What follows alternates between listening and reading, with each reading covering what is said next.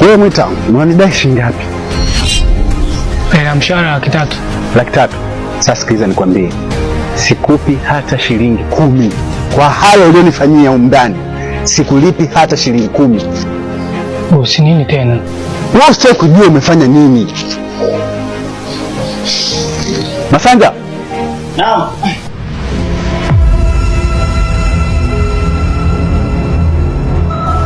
Huyu haruhusiwi, hatakiwi kushughulika na jambo lolote humu ndani kuanzia sasa. Sisi tunaelewana vizuri? Yeah. Jambo lolote haruhusiwi kushughulika nalo humu ndani. Naomba umletee mkoba wake. Sana cha kukusaidia. Kamata nauli. Tusijuane.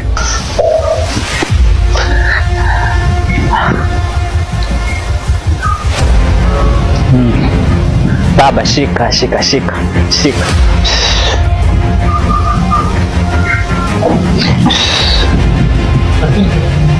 We, tulikupa lakizo baba, lakizo.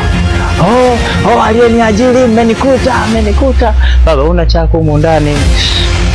10,000 inakuhusu nauli mapema. Shika na fimbo yako.